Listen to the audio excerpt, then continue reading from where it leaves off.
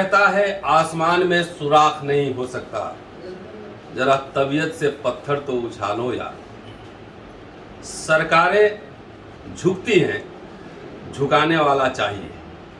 दोस्तों, रतनलाल बोल रहा हूं, काम की बात में आपका स्वागत है और पेश है अंबेडकरनामा का यह स्पेशल एपिसोड खास मुलाकात। और खास मुलाकात में आज मैं मुजफ्फरनगर हूं और मुजफ्फरनगर में राकेश टिकैत साहब के घर पर हूं। इन्होंने बढ़िया खाना खिलाया है और गपशप भी हम लोग की है और आज इनसे अंबेडकरनामा विशेष के लिए ये लेकर आ रहा हूं कि आखिर टिकैत साहब की क्या योजना है। आप सब परिचित हैं, लगातार साल भर से ज़्यादा आंदोलन चला, हम लोग भी शरीक रहे, रिपोर्टिंग भी की, लिखा भी, शामिल भी हुआ लगातार।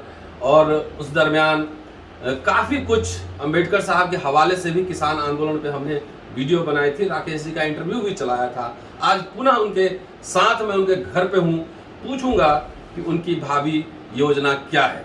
राकेश जी, स्वागत है अंबेडकरनामा में। नमस्कार। और अंबेडकरनामा आपको याद होगा, पिछले साल हम लोग मिले थे। कहाँ मिले थे, याद है कुछ? घर पे मिले, आपके घर में मिले, दूसरी जगह मिले।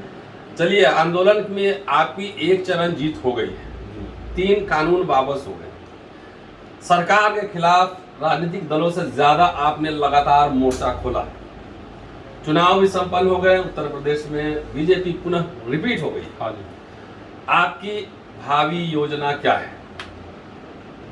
हमारा तो मूवमेंट का काम है, कोई भी सरकार गलत पॉलिसी लेकर आएगी जी, हम पूर्ण रूप से उसका विरोध करेंगे। जी। सरकार का मतलब कोई पार्टी नहीं है। सरकार का मतलब सरकार है, वो कोई भी पार्टी की सरकार हो जी। अगर उसकी गलत पॉलिसी होगी तो हम पूर्ण रूप से उसका विरोध करेंगे। अभी हमने देखा कि कैथल में एक नोटिस एफसीआई की ओर से आया था। हाँ, मतलब एक तो आंशिक खुशी ये थी कि 3 कानून वापस हो गए, लेकिन आपको ये लग रहा है, हमें तो दिख रहा है, कहीं बैकडोर से फिर एंट्री ना हो जाए।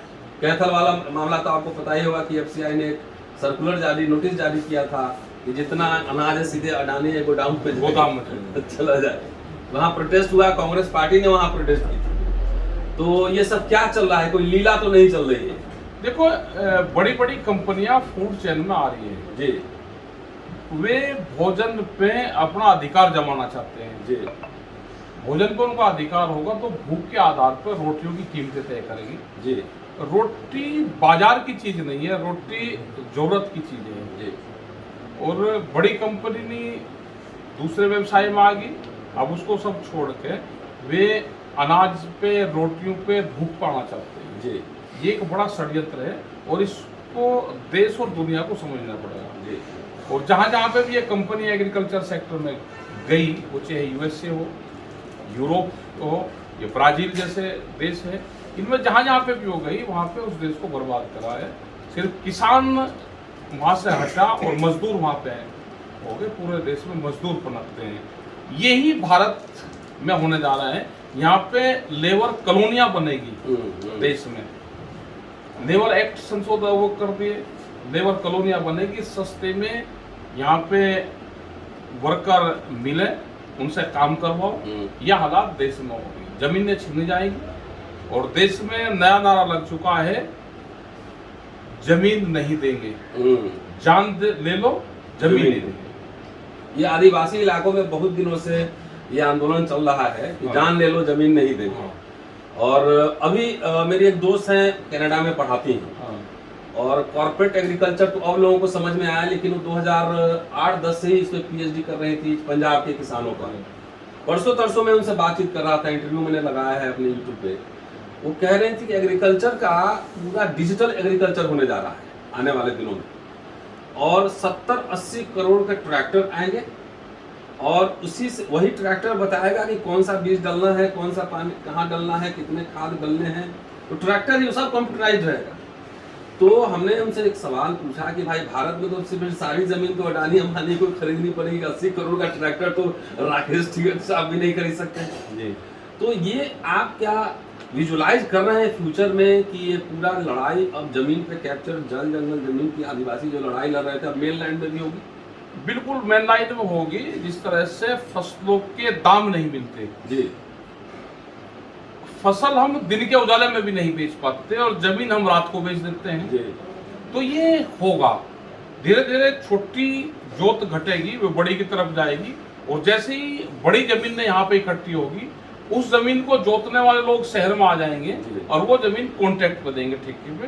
तो यहाँ से शुरुआत होगी इसकी। ये ठेके पर था, शुरुआत होगी, पहले छोटी से बड़ी की तरफ ये परंपरा चलेगी।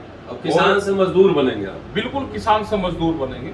और दो तरह के लोग गांव छोड़कर जा रहे हैं, सब लोग समझ लो।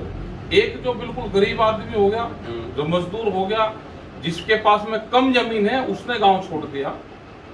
एक जो बहुत पढ़ लिख गया, जिसकी नौकरी बाहर लग गई, उसने गांव छोड़ दिया। तो इसका मतलब गांव की एग्रीकल्चर की पॉलिसी ठीक नहीं है।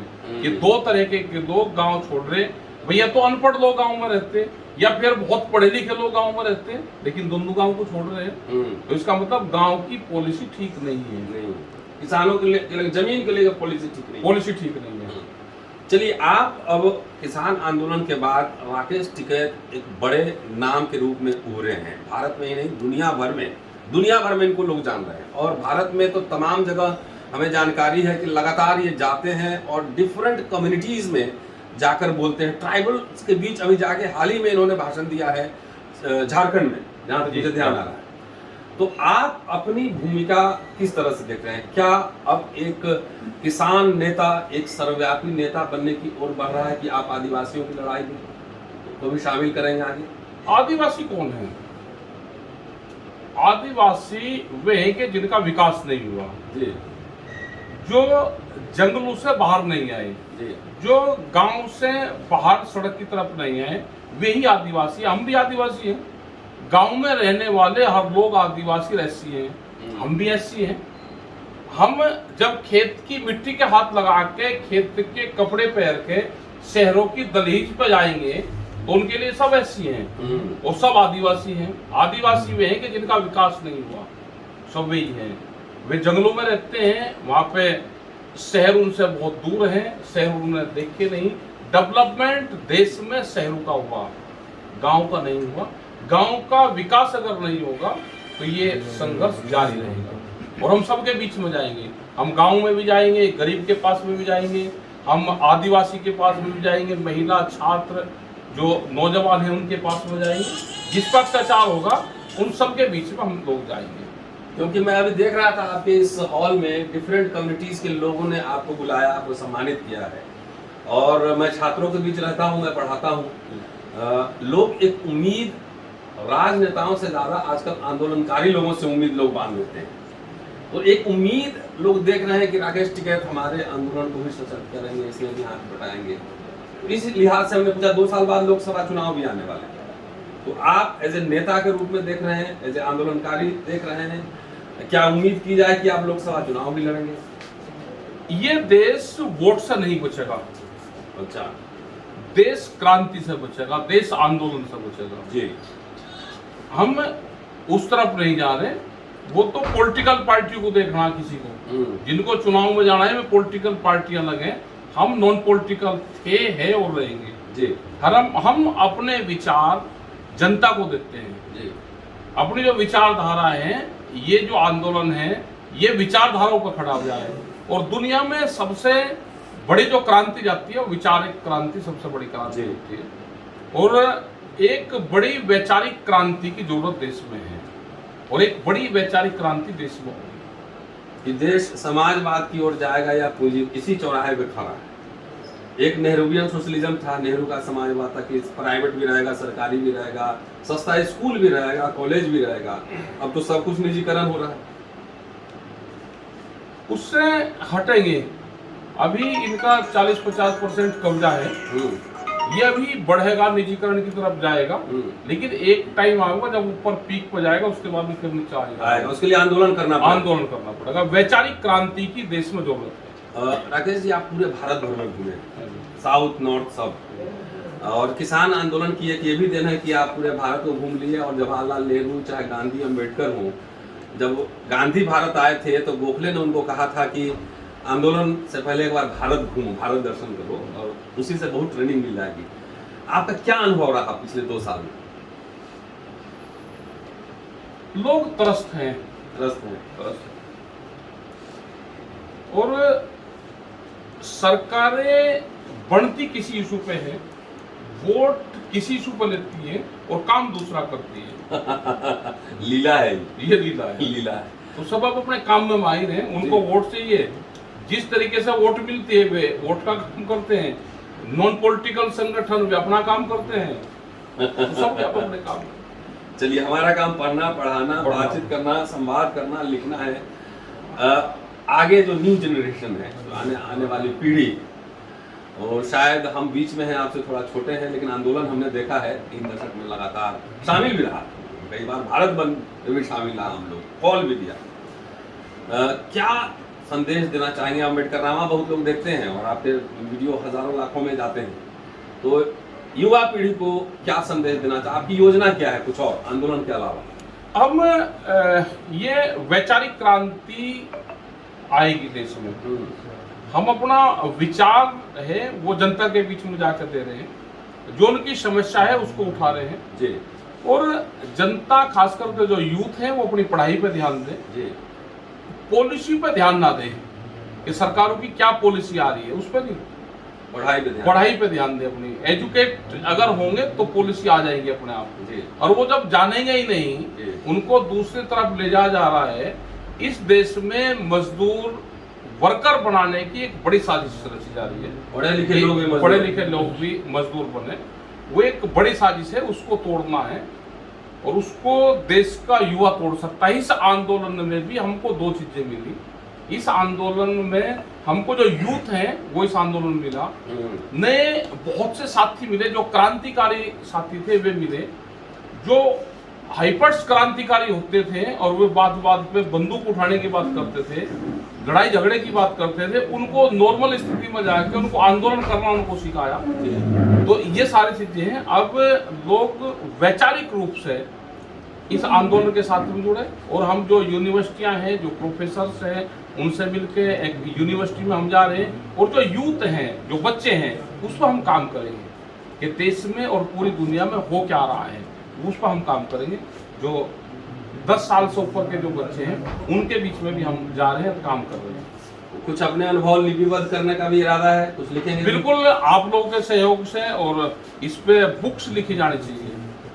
आप लिखेंगे? हम तो विचार दे सकते हैं, लिखने वाले का काम लिखने का काम नहीं हमारा है। लेखनी अगर जरूरत होगी तो बताते रहेंगे।